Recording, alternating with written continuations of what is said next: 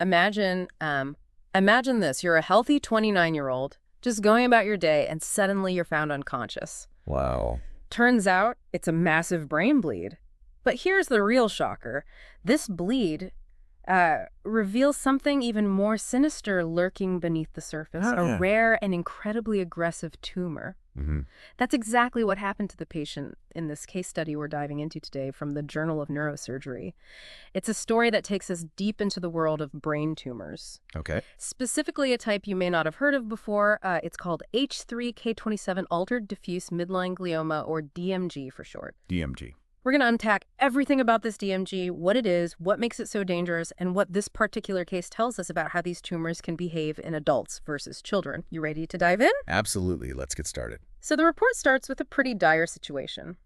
Our patient is found with the Glasgow Coma Scale score of just 4. Now, for those of you who might not be familiar with this scale, it's basically a way for doctors to quickly assess someone's level of consciousness after a brain injury. I think of it almost like a scorecard with points given for things like eye-opening verbal responses in movement. Okay. The lower the score, the more serious the situation. And a score of 4. Yeah, score of 4 unfortunately suggests a very, very deep coma. Really bad. It's a 1 to 15 scale, so Yeah. 4 is really, really bad. His pupils weren't responding either, which is another red flag. And the CT scan revealed a large hemorrhage or bleed right in the thalamus. Okay. Why is a bleed in the thalamus so concerning? Well, the thalamus is kind of like the grand central station of the brain. You know, it's a central relay point for almost all sensory information coming in from the body. So when you see, you hear, touch, taste, or smell something, that information gets routed through the thalamus before going to other parts of the brain for processing. Wow. So you can imagine, right? Yeah. How a bleed there would disrupt all sorts of vital functions. It's amazing how much one tiny bleed can reveal about what's going on inside the brain, isn't it? Oh, absolutely. To make matters worse, this bleed was actually blocking the flow of cerebrospinal fluid, which led to something called hydrocephalus. That's right.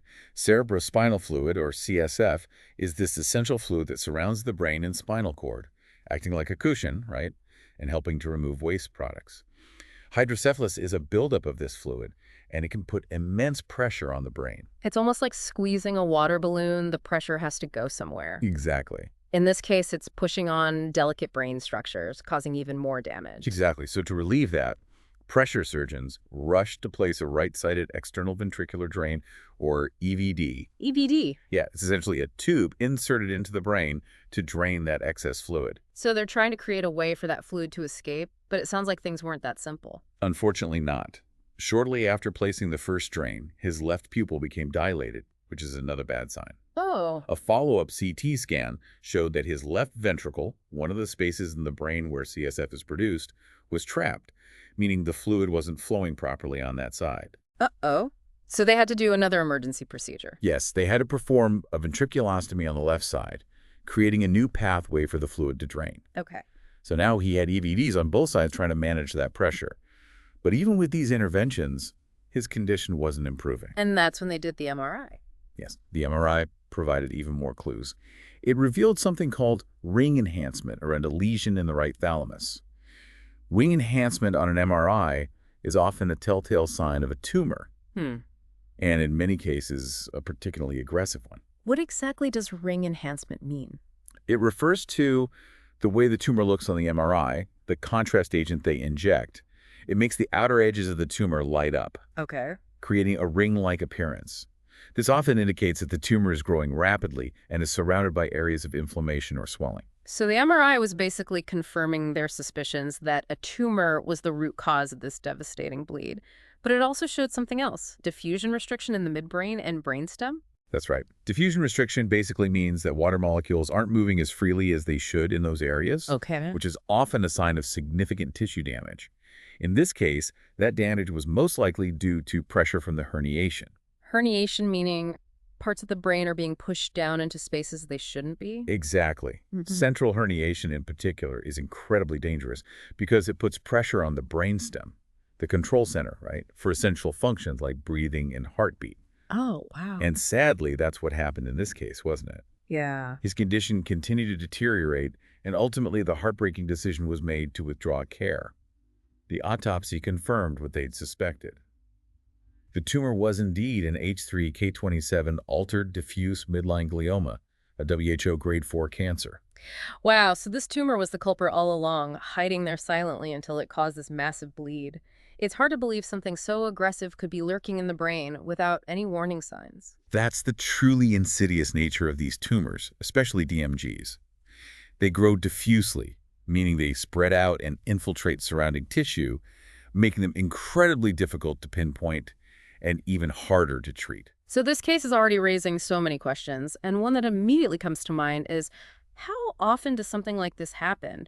I mean, we're talking about a young adult presenting with a massive hemorrhage from a tumor that's typically seen in children? Right. This doesn't seem typical.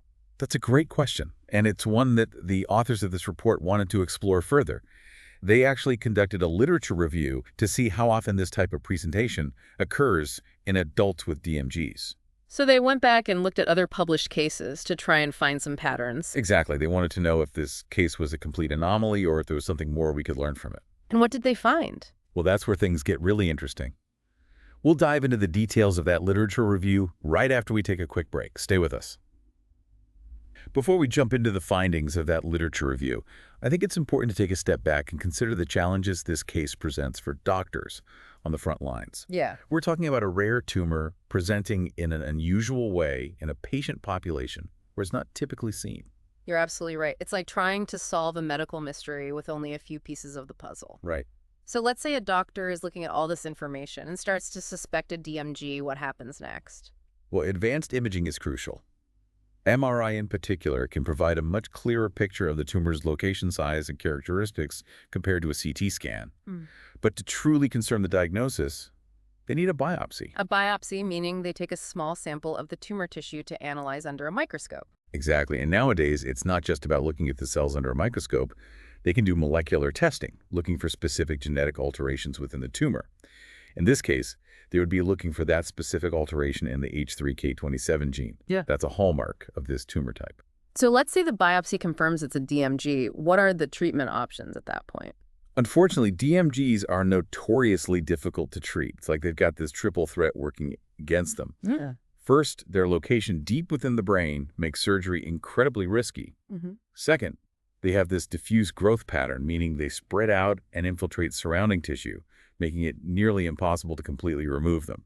And third, they often don't respond well to traditional chemotherapy and radiation. Yeah, the report mentioned that the most common procedures were subtotal resection or just a biopsy. That's right. Subtotal resection means they try to remove as much of the tumor as possible, but only to the extent that it's safe. They have to balance the potential benefits of removing the tumor with the risks of damaging critical brain structures. And sometimes a biopsy is all that's possible just to obtain a tissue sample for diagnosis and molecular analysis. So even if they can't surgically remove the whole tumor, what about radiation and chemotherapy? Aren't those still options? They are, and they're typically used in combination. Radiation therapy is targeted to the tumor site to try to slow its growth.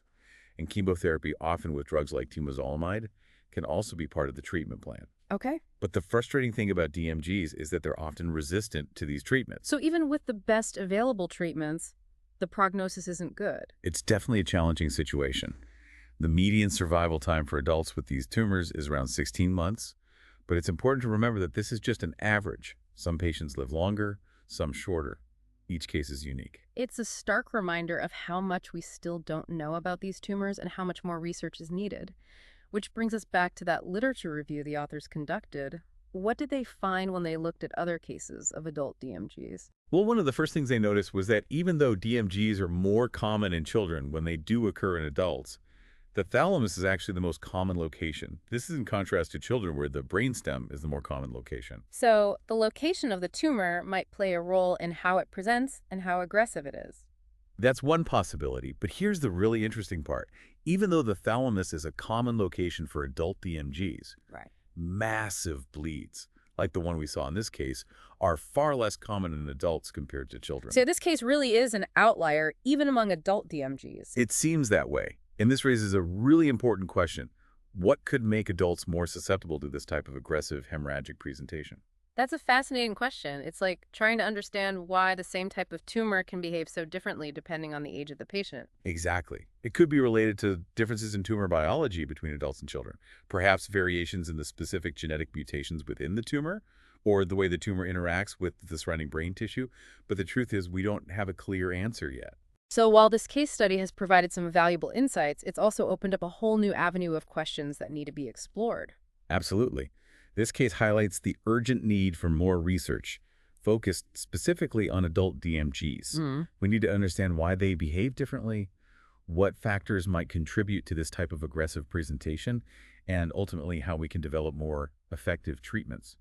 It's remarkable how much we can learn from just one case like this. It's a reminder that every patient's story has the potential to contribute to our understanding of these complex diseases. Couldn't agree more, and it's a testament to the dedication of the medical professionals and researchers who are constantly striving to improve the lives of patients facing these challenges. This deep dive has been incredibly eye-opening, wouldn't you say? Absolutely. This case, with its tragic outcome, really drives home the urgency of advancing our understanding of DMGs. What stood out to you the most from this case? For me, it's the stark difference in how these tumors seem to behave in adults versus children. It's just to show that we can't always rely on what we think we know. That's a great point, and it really underscores the need for specialized care and research that focuses specifically on adult DMGs.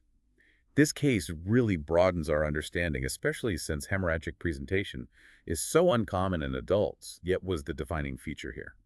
It also makes you think about how we approach diagnosis. Ruling something out just because it's rare isn't enough. We need to be thorough and consider all possibilities. Precisely. Early detection is crucial, and it hinges on awareness and a willingness to consider all scenarios, even the less common ones. This case also made me realize just how much we still don't know about these tumors. We've talked about the limitations of current treatments, but what about new avenues for research? What gives you hope? There are definitely areas of research that hold a lot of promise. One that's particularly exciting is immunotherapy, which harnesses the power of the body's own immune system to fight cancer. And there are ongoing studies looking at targeted therapies, which aim to attack specific molecules or pathways that are involved in tumor growth. Those sound like promising developments. Are there any specific challenges or roadblocks researchers are facing in these areas? One of the biggest challenges is the very nature of DMGs. Their diffuse growth makes them incredibly hard to target with any kind of therapy. Another hurdle is the blood-brain barrier, which acts as a protective shield around the brain and makes it difficult for many drugs to reach the tumor. So we're talking about overcoming some pretty significant hurdles. Yes, but I remain optimistic. The field of brain tumor research is constantly evolving, and with continued dedication and collaboration, I believe we can make significant strides in the fight against DMGs. What about for our listeners out there who want to learn more or even get involved? What would you recommend? There are some fantastic organizations doing incredible work in brain tumor research and support the National Brain Tumor Society, the American Brain Tumor Association, and the Chad Tough Defeat DIPG Foundation are just a few examples. So there are ways for people to get involved to make a difference. Absolutely. Even small actions can have a ripple effect, donating to research, participating in a fundraising event, or simply spreading awareness about these conditions. Every effort counts. And knowledge is power, as they say. The more we understand about these complex conditions, the better equipped we are to fight them. Well said. We've delved into the complexities of this case today, explored its implications, and highlighted the critical importance of ongoing research. But there's one more crucial aspect we need to address: the limitations of this study and the importance of critical analysis when evaluating medical research. You're right. It's easy to get caught up in the details of a case like this, but it's essential to keep in mind the bigger picture and be aware of potential biases. Exactly. We'll dive into those important considerations in just a moment. So we've been talking about the importance of looking at medical research with a critical eye, understanding its limitations. What are some of the key things we should keep in mind as we're evaluating studies like this one? Well, one of the most important things to consider is sample size. In this case, we're dealing with a single case study and a literature review based on a limited number of published cases. Right. That means we have to be very cautious about drawing broad conclusions or assuming these findings apply to every single adult with this type of tumor. So we can't necessarily say that what happened in this case will happen in every case. Exactly. This case might be an outlier, even among adults with DMGs. We need more data, more research to confirm these findings and see how they hold up in a larger group of patients. And the literature review itself is only as good as the quality of the studies it includes. Right. Absolutely. The authors of this review do their due diligence in selecting high-quality studies, but there's always a possibility of bias creeping in into any research. The way a study is designed, the types of patients included, the data collected, even the researcher's own perspectives, all of these things can potentially influence the results. So how can we, as informed listeners and consumers of medical information, navigate all of this complexity? It feels like a minefield out there sometimes. You're right, it can be overwhelming, Hmm. but a few key things can help. First, don't just accept findings at face value. Okay. Dig a little deeper. Look for information about the study design, the sample size, how the data was analyzed, and any limitations the authors themselves acknowledge. It's almost like being a detective, right? Looking for clues and evaluating the evidence. Exactly, and don't be afraid to ask questions. Who conducted the research? What were their methods? Were there any potential conflicts of interest? Hmm. And most importantly, seek out multiple perspectives. Read articles from different sources, consult with healthcare professionals, and engage in the thoughtful discussions about the research you're reading. It's about being an active participant in your own health and understanding. I couldn't agree more. Knowledge is power, Mm. but it's most powerful when it's combined with critical thinking and a healthy dose of skepticism. Well, I think we've covered a lot of ground today. We've explored the intricate details of this case, delved into the science behind these aggressive tumors, and emphasized the importance of ongoing research and critical evaluation of medical information. We've also highlighted the crucial need for increased awareness of DMGs, early detection, and a collaborative approach to tackling these complex challenges. And this case, though tragic, underscores that there's always more to learn and that every patient deserves our best efforts. It's a story that motivates us to keep asking questions, keep searching for answers, and keep pushing for progress in the fight against these devastating diseases. I think that's a perfect note to end on. Thank you for joining us on this deep dive.